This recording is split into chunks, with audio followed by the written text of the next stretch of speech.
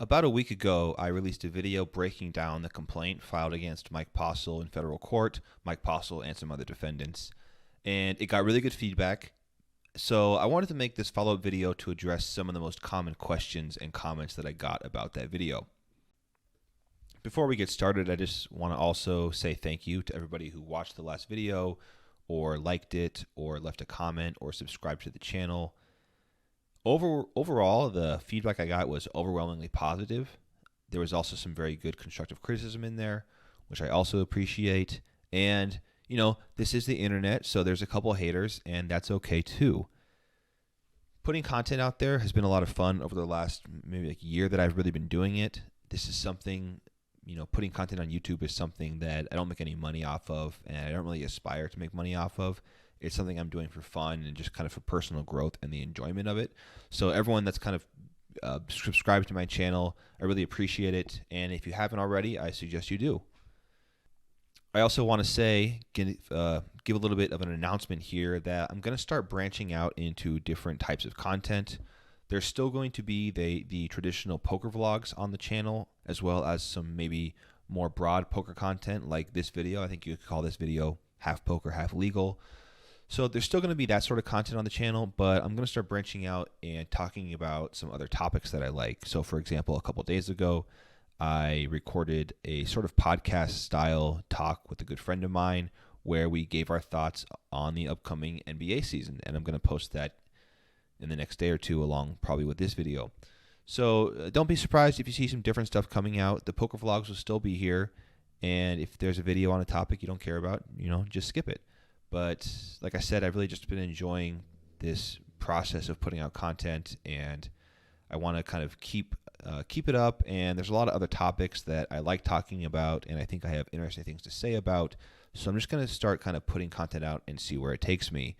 I thought about maybe just doing a different channel, keeping this one only poker, and then doing another one for like other stuff. But it's not like my channel's like a huge channel, right? So I'm just going to put everything in one spot, and you guys can kind of figure out what you like and what you don't. All right, on to the comments. Comment number 1. This one comes from the poker subreddit, where most of these comments are going to come from. And this one's from Luke Alderson, who says, "Guy looks like Mr. Mackey." Okay. I see it. Comment number 2 comes from Stephen Laidlaw. "No offense, but I liked the Vevi Frey live stream as it was a lot more in depth." Offense taken. He goes on to say, "I believe the RICO portion has a very high chance of being thrown out as a motion to dismiss. In the complaint, there is nothing linking Postle and Stones or JFK, not one single line of evidence, unless they amend the complaint."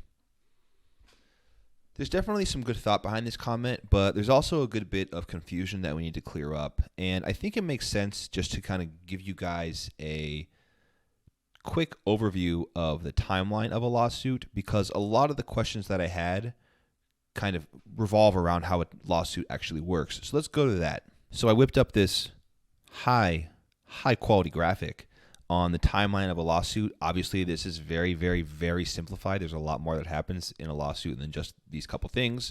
But this kind of gives you a skeleton framework that we can use to discuss a lot of the questions that I got. So let's just go over it quickly, and let's focus on the stuff in black to start off with. On the far left, a lawsuit starts with the pleadings. This is the complaint, the answer. This is where people inform the court and inform the opposing parties of what their claims are and what the counterclaims are. After that, you have a long period of discovery, and finally, at the very end, you can get to trial. Now, you'll note that the arrow points to the right, meaning there's more stuff after trial. Cases can go up on appeal. There can be post-trial motions. Sometimes you have to have a whole new trial. So lawsuits don't just automatically end with trial, but for our purposes, we're not going to talk beyond that. So, if you wanted to break it down into 3 very simplified categories, you would say there's the pleadings, there's discovery, and there's trial. Now, in the red, we have kind of the key points of motion practice in lawsuits, and there's 2 of them that I really want to talk about. These are probably the 2 most important, although by no means the 2 only kinds of motions that will be brought. But early on, after the pleadings are filed, you have what's called the motion to dismiss. In federal civil procedure, this is under Rule 12b-6. or Rule 12b, but really 12b-6 is the biggest one. And then very much later on, after discovery is filed, you have summary judgment. And both of these motions are trying to get individual claims tossed out of a lawsuit. You can't just bring a motion to dismiss an entire suit directly. You have to get rid of all the claims, and once all the claims are gone, the suit will get tossed. But there's no such thing as just getting rid of a lawsuit on its own, right? You have to get rid of the claims. The claims are the heart of the lawsuit. So both motions to dismiss and summary judgment motions are attempts by defendants or by plaintiffs who have had counterclaims brought against them to dismiss claims, and you have to bring your motion against every claim you wanted to dismiss. Now, the standards for these different motions, for motions to dismiss versus summary judgment motions, are very, very different. So let's talk about motions to dismiss first. So this is very early on in the lawsuit. This is before either side has had any chance to do discovery. So the standard at this stage is very minimal. It's meaning what pleadings are required to do is not that much. When we get to summary judgment, then the parties are expected to have done a lot more to show that there's substance to their suit. But at the pleading stage, really the point of the pleadings is to do two things. Or really one thing even, you could say, is to give notice of what the claims are that are being brought against you, right? So when a court looks at a motion to dismiss, the standard is this. They look at everything that you allege the defendants did. So they're going to read all the factual allegations in your complaint, and they're essentially just going to assume all that stuff is true. Now, there are some limits on this. There are some limits on what they're going to just take at face value, but for the most part, they're going to assume everything you put in your complaint is true. So this is not the time in a lawsuit where evidence really comes into question. If you've seen the movie My Cousin Vinny, which, by the way, is one of the most realistic portrayals of the legal process in any Hollywood portrayal, there's a scene, I haven't seen it in a while, but there's a scene in that movie, I think it's at the arraignment, where the judge is asking, do you plead innocent or do you plead guilty? And the lawyer keeps saying, I can't remember what he says, but he's trying to bring in evidence, and the judge says, is basically saying, it's not about evidence at this stage. It's about, are you innocent or are you pleading innocent or are you pleading guilty? And it's sort of analogous at this motion to dismiss stage. It's not about what evidence you have. The court's going to take all the allegations as true, and then they're going to say, if all of these things are true, is that sufficient to meet the criteria that the law requires in order for you to prevail on a claim? So let's talk now about summary judgment. Summary judgment is very different. This is after all discovery is done usually. It's after the plaintiff has gathered all their evidence, or the defendants have gathered their evidence for counterclaims. And now the standard's very different. Now the standard is much more based around the actual evidence. So now the standard is something more like, have you gathered enough evidence that a reasonable jury could find the other side guilty or find them liable, depending on if it's criminal, in a civil proceeding, we'd say liable.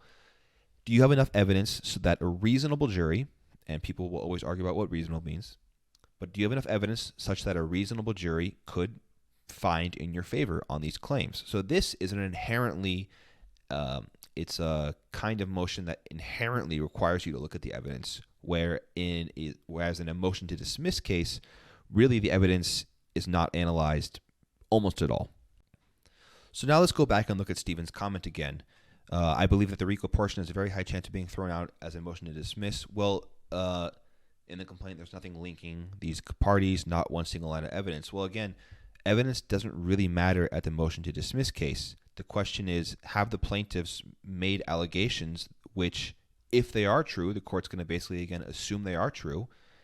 Are these allegations enough, if true, to sustain that the defendants violated RICO?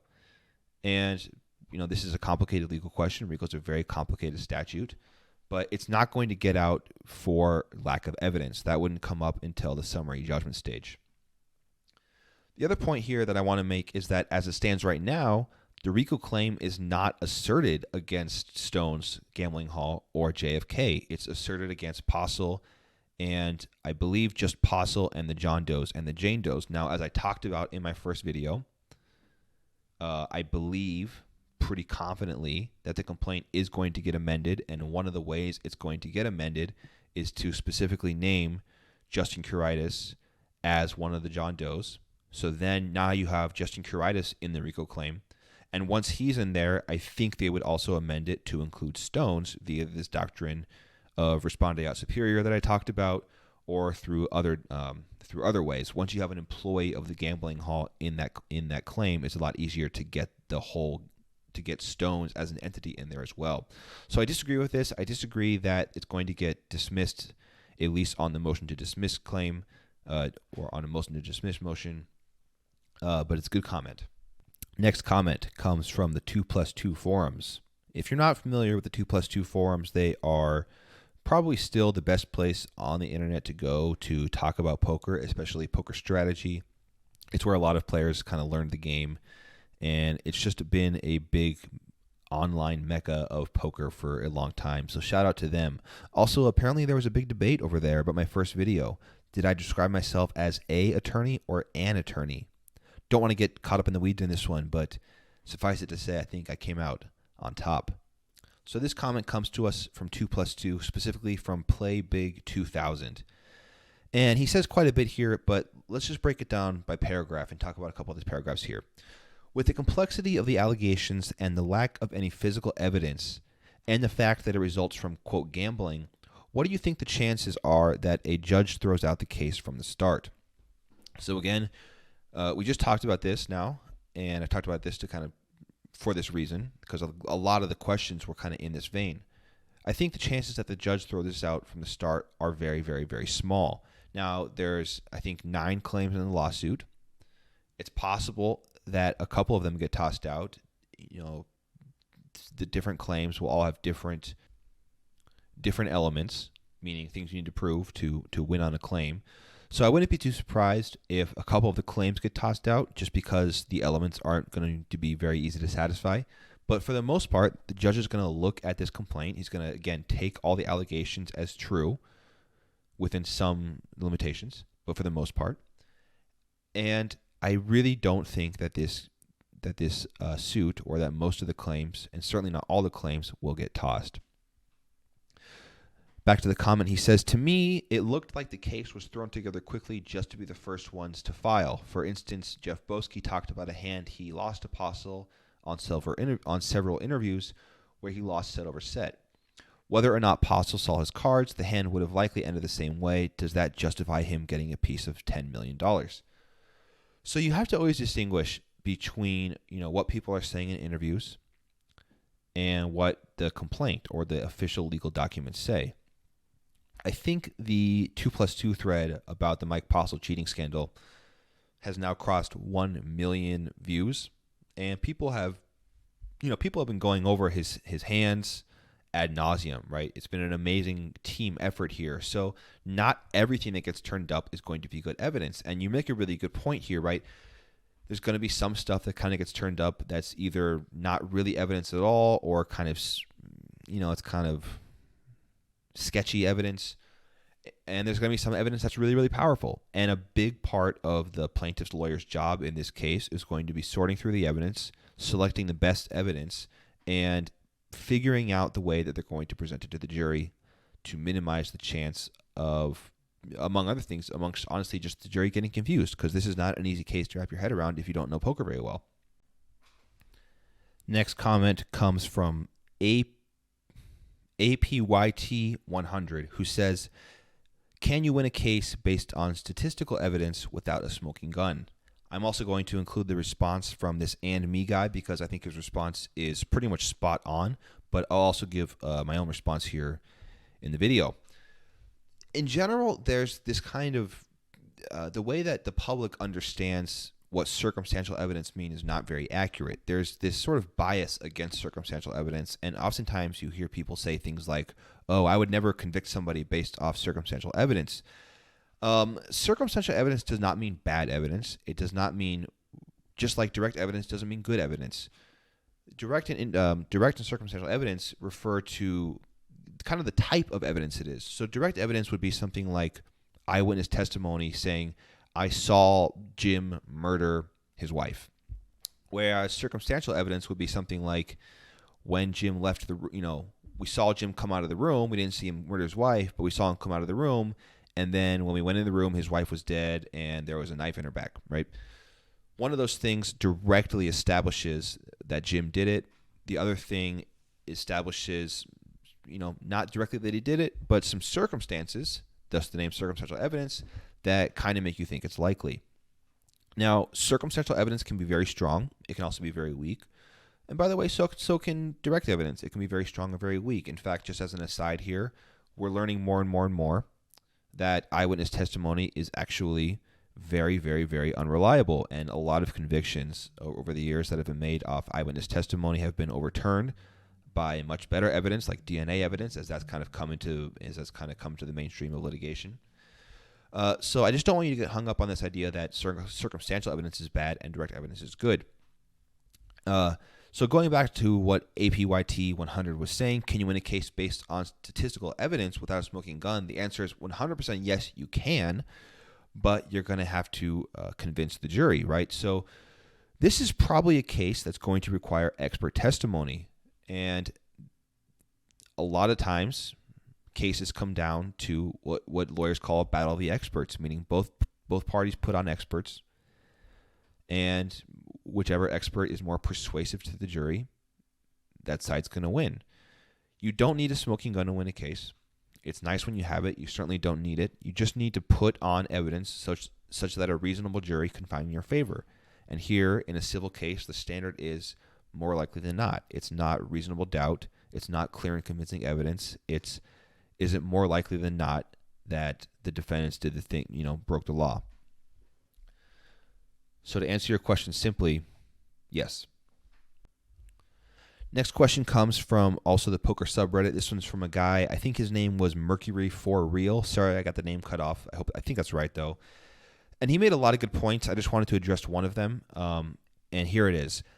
I disagree on the chance of a trial, though. I think that this one has a higher chance than most other civil actions because there is really no option for a summary judgment here. It's not going to hinge on a covenant or interpretation of statute. The whole case is about disputed facts, which defendant would never stipulate to, since they may as well settle at that point. So removing SJ as an out raises the odds, SJ means summary judgment, as an out raises the odds of the other two options, just like poker. I still think it's fairly unlikely to go to trial, just saying it's slightly more likely than the usual action. Obviously, I personally hope it goes to trial simply on account of normal human bloodthirst, but defendant's position seems risky enough that settling feels likely. I suspect they won't get far into discovery before they hit on, bad word kind of moment, but who knows? Thanks for the comment. This is a really smart comment. I suspect that you yourself are a lawyer, although you did not say as much. And I mean, I think we're kind of splitting hairs here.